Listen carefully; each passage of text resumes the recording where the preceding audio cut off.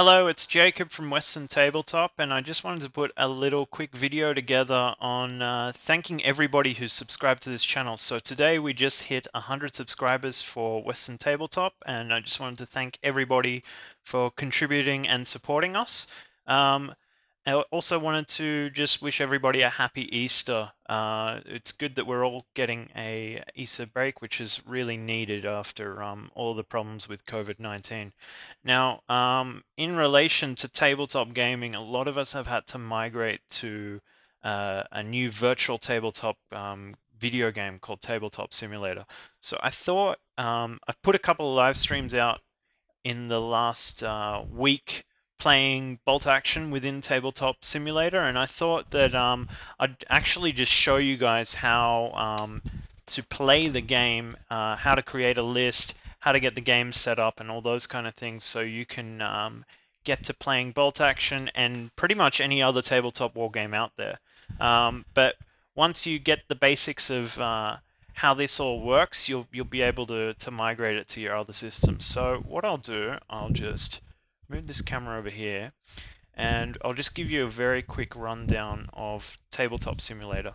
So it's a Steam video game, and it basically replicates the tabletop. It's a virtual tabletop. You can play, you know, these are the board games and stuff that are pre-built in the game, but there is quite a lot of content out there for all the various tabletop war games. And for boltaction, it's actually pretty simple to get this video game up and running. It's $28 Australian to buy. There are some savings if you end up buying this 4-pack and split it with a few people, but it regularly goes on sale. Just maybe 2 or 3 days ago, it had roughly 50% off, and I assume that those things are quite regular. For the specs of the game, you don't really need anything all that great to play. For a little while, I was using just an integrated video card on a laptop just to play this game, but for streaming purpose and that kind of stuff, I've had to upgrade. It's got a lot of great reviews. Pretty much everybody who is into tabletop wargaming and board games and all those kind of things are really promoting Tabletop Simulator right now, just because they can't physically play those games. But you can do this online, and you can play with all your friends and that kind of stuff. So what I'll show you, if I can get my Steam up and running. So this is Steam. It's just an online store for video games. For Tabletop Simulator, I'll just show you the workshop. So if we click on the workshop with the game, basically these are free DLC that are generated through the community, and if you have a look, they've got all types of board games, card games, war games, and all that kind of stuff. So pretty much anything that's fairly popular. Let's just open Gloomhaven, for example. People have made modules for which, you know, will have the unit figures, terrain, cards, game aids, and all that kind of stuff. So if you have a look on Tabletop Simulator and you're particularly interested in playing boltaction, we just type the words boltaction in the search on the workshop.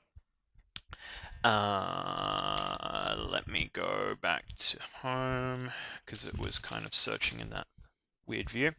So if I type the words boltaction under the workshop in Tabletop Simulator, you'll see all this content that people have put out there. So from the top, these are units. These are unit packs to create army lists with for boltaction. So this person here has created a list building template that you can use to create all your various figures, tanks, formations that you would have within boltaction, and you'd kind of group together virtually within the game and bring this to a table. The other thing to kind of check out, so you'll need to subscribe to these various unit packs for the armies that you wish to play. And then there are other packs out there that actually have the game table as well, and some aids and this kind of stuff. So we did put together a pack on here for playing bolt action. I think it might just be called RHG. Yep. So we've got a table here that's ready for the Rockingham historical gamers, and you can't really see it in this screenshot, but these bags here on the left and right, you can drag pieces of terrain onto the table. So what I'll do, we'll create a fresh army, and we will see how that all works within Tabletop Simulator. So first things first, if you don't know already, let me bring up my webpage. Warlord Games has acquired Easy Army. This probably happened in the middle of last year, and this is the best place to create unit lists for bolt action. So I'm just going to go ahead and click a new platoon. And you can pick the various nations that you want. So I'm just going to pick German to be nice and simple and click reinforce platoon. And this is how you would, this has just got drop down click menus for you to create your army list. And we typically use this for making our lists within the game that we actually play in person. But why I'm on here, I'll just show you. So basically I'm going to make a couple of squads with various weapon options. And what you can do within Easy Army, you can export the list as a PDF, and you can actually import that back into Tabletop Simulator to reference within the game. So I've just created a infantry with 2 squads, and we'll put in a tank as well. So we'll put a Stug, just call it a regular, and we'll put in a Mortar, just to show you a few of the unit options. So I'm going to click Save. So here's my 630 point list, which I didn't really put any effort into figuring out how it is. So I'm just going to go to View, and basically you'd use this within traditional bolt action, and it would show you, you know, what infantry units do you have to take, what special weapons they do, what are the points, and you'll get all the rules, the pick lists, and all that kind of stuff. Now, if I go to Output and go to PDF, I'm gonna save this as a file. Let me grab this. I'm just gonna paste it onto the desktop, and we'll just call this test German army. Okay. So I've got Tabletop Simulator open, and what I'm going to do is I'm going to create a single player game, and I'm going to go to the workshop, and the workshop's going to show me everything that I've subscribed to from the workshop. So you have a look here. I've got, you know, various terrain tables, some figure options, and all that kind of stuff. So what we'll do is we'll go to German, bolt action army, click load. Okay. Now you're going to see this error message quite often with World War II sets, unfortunately, for Tabletop Simulator, and this is mostly to do with importing some of the image files from this Michael Brandberry website. So unfortunately, this website doesn't exist anymore. So you'll see that a handful of the figures on the table didn't quite make it, but we can safely ignore those and pick what we want from the list. So if you ever see this pop up in Tabletop Simulator, just close it. Unfortunately, there's 12 of these or whatever they are. So if we pan through and we have a look, we've got we've got different German options. So you got some Fallschirmjäger over here, you've got your regular here, and then you got your assault engineers, and you got mortars and all this kind of stuff. Then you got your various tanks, and yeah, so we got a Stug, we got Panzer II, Tiger, all that kind of stuff, and you got a bunch of armored vehicles, half tracks, all that kind of stuff. So what we want is, first off, we want to pick the options that we have in this easy army list. And to make it simpler, I'm going to go to objects here at the top. I'm going to go to components. I'm going to go to custom, and I'm going to go to PDF. And I'm basically going to import that PDF. It's going to ask me, do I want to upload it to Steam Cloud? I'm going to say yes. This basically allows me to add it into other players' matches. So if you have a look here, I'm just going to expand this. I've now got that physical PDF file, and I can even flip the pages and go back and forth. So what do I need? I need a first lieutenant, and I need a couple of infantry squads. So first things first, let's find a guy that looks like a first lieutenant. So yeah, they got some officers with ARs here. So I'm gonna grab, that's the SMG variant. Yeah, I'll grab the AR variant, and I'm gonna grab him, and I'm gonna call him Vet First LT. Did I make him a veteran? Yeah, I did. So that's the first unit of my list. So what have I got here? I've got some late war SS squads. So there's 6 rifles. Sorry, 8 rifles and then 2 LMGs. Yep. No, those Panzerfausts are additional to the original. So 6 riflemen and 2 LMGs in both squads. So let's find some riflemen. Yep. So we got 3 different ones there. I just selected to copy, and now I'm pasting those. So we got those 6 as one squad, and then we need some LMG variants as well. So you've got the one on the base there. I'm just seeing, yeah, I kind of like this one. All right. Now with bolt action, you generally have a loader, which is going to be 2 of these guys. So this is one squad, and I'm going to duplicate that again because I created 2 SS squads. So I might actually, yeah, I'll leave them as is. And then what else did I get? A medium mortar and a Stook. So let's have a look. There's a mortar, and I'm gonna just rename this as regular medium mortar. So when I highlight it, it tells me that name. And then the other thing on my list is a Stook 3, which is this one.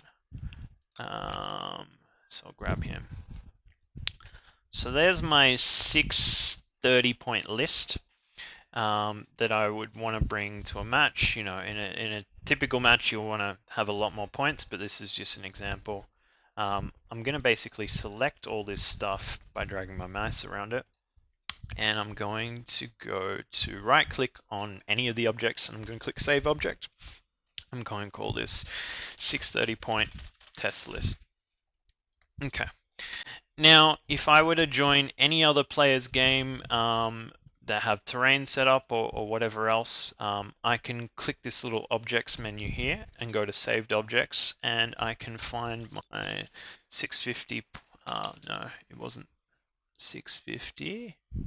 Where is it? 630. Yeah, I have this list saved, and it brings all the figures onto the table. So what I'm going to do is I'm going to get out of this game.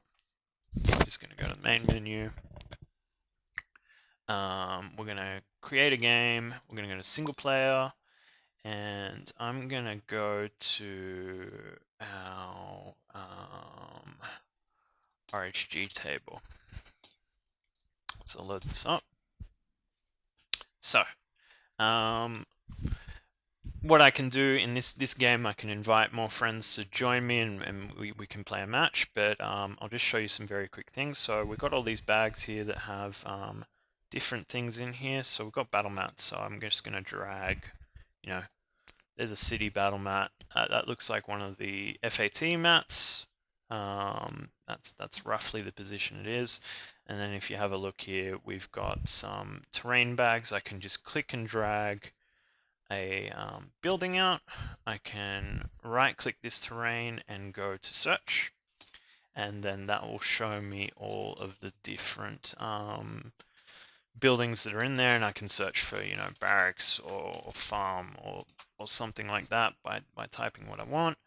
I can just drag and drop some hay. I can drag and drop that house, and, you know, say if I really like this house and I want a couple of them, I can whoops, I just grabbed the tile. I shouldn't have done that. I can lock that in place by pressing L, so now I can't accidentally drag it. But say I really love this house and I wanted 6 of them. I can select that, and I can copy the object. So you could right click and copy. You can also use the Control plus C, and then you could right click. I guess you can't right click and paste, but you can use Control V like any other program in Windows. You can copy and paste stuff. So imagine that you can actually get quite creative and make a really beautiful table. And, you know, say city wasn't your thing, you can drag in a snow one, or, you know, a desert or whatever else. So we're just going to delete those, but we'll pretend that this is a 2-player match, and we want to bring on our forces. So again, both players would have created their list outside of the multiplayer game, and they go in the objects. They go to the save objects, and they'd find the list that they created. So here's my 630 point list. You know, there's my troops, there's my mortar, and it's still trying to load in the Stug. And basically, you would play the game as per normal. You deploy your troops onto the field, and you'd move them around. And there's an order dice bag here, so you can grab, you know, how many order dice it is going to be for one player and one for the other. You grab them all in, chuck them in the order bag.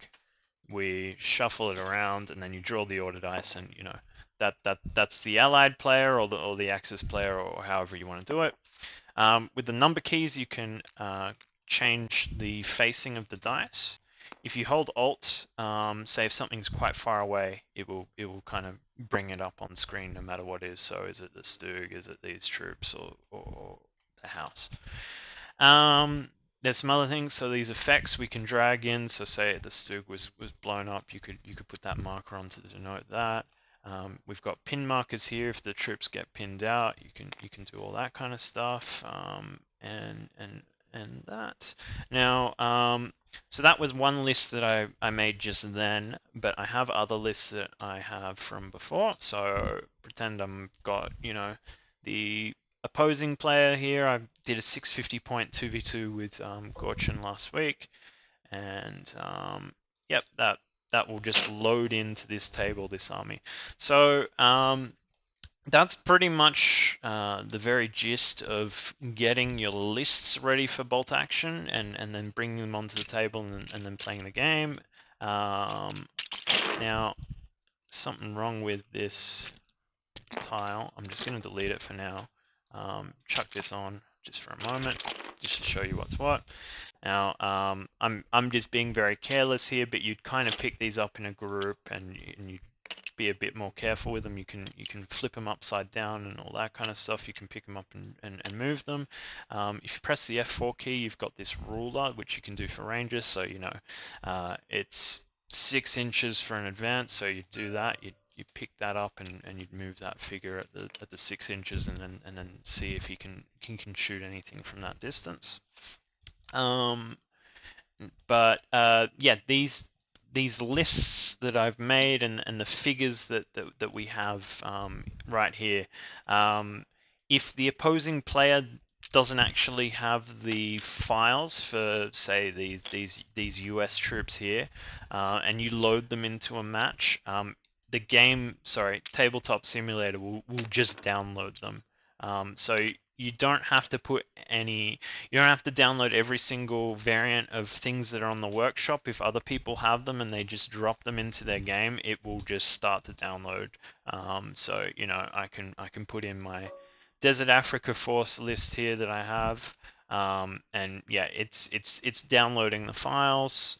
into the game, and this is basically what it would be for the opposing player that actually doesn't have any of these Africa Core minis. It just takes a little bit of time, and it will download the figures. And that's really it. So we've got a few streams that we made of playing bolt action in in Tabletop Simulator. I'll just bring up one of those tables to just give you an understanding of how it would look. So here's one where we put a little bit more time into the terrain, and we were doing the objectives and all that kind of stuff. And this is mid game, so I've got some troops here with pin, some other things in position. Gorchin's got his Americans here, the Greyhound. There's a Sherman that's been pinned out from an airstrike, and a number of things. So this whole match was streamed live. And it was our first time playing bolt action in Tabletop Simulator, and we found it in just really easy. And we're probably taking just as much time to play this as we would in person. And yeah, you'd have a couple. Let me delete those. I was trying to copy the dice just to show you some examples. What is a Crad shoots in here? Has an LMG. Let's pretend that it's gonna shoot that guy. You would calculate the range, so it's a long range shot.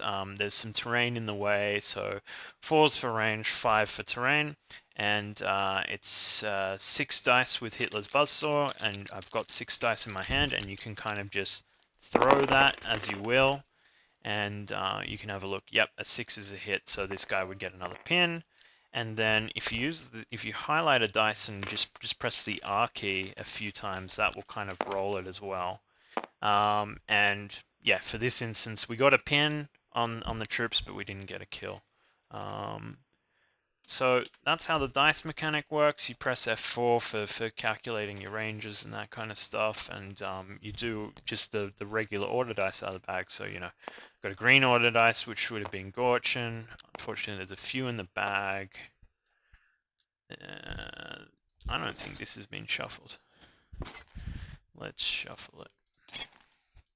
So yeah, Axis dice, allied dice, allied dice, allied dice, allied dice, Axis dice. Yeah, so exactly the same as the way that you'd be drawing them in the physical game. So yeah, I've done 1v1 with Gorchin and then a 2v2, and we streamed all that. And we also did a few other things. So I did make a very crude 148 tactic table as well.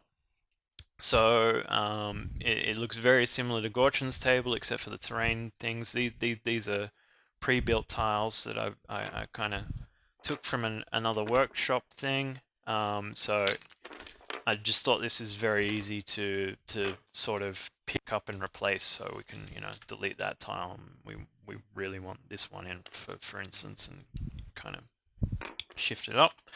But for 148, it's a really small miniature game, as in you've only got 4 troops per side.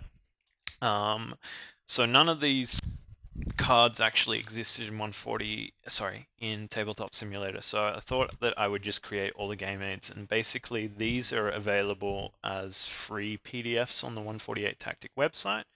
And these are double-sided cards that I made for the game. So it was super simple. I went into objects here, I went into components, I went into custom objects, and then I had cards and tiles, and basically dragged and dropped that and put a front and back image to the unit cards and the grenades and the opportunity fire and all the other game aids. So it took a little bit of time to cut and paste and crop these images to what they were, but it took no time and no programming for me to actually get this game 100% playable.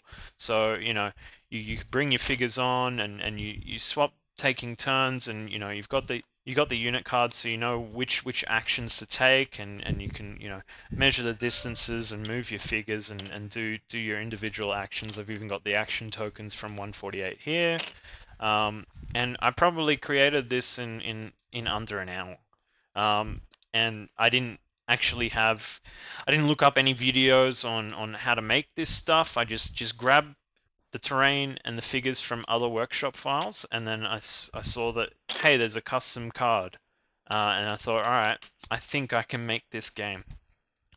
So that's what I did. So it's a really cool system, and there's definitely a lot out there.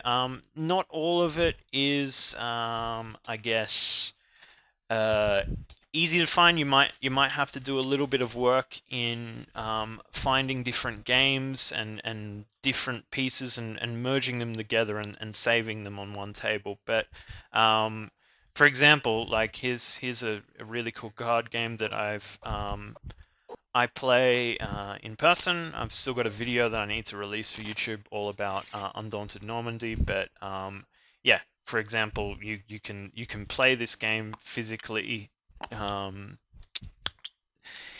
through Tabletop Simulator. So that's it for now. I'm gonna sign out and make some dinner, but I just thought I would show you how 148 Tactic works. And I just wanted to also thank you for supporting Western Tabletop, and enjoy Easter. See you soon.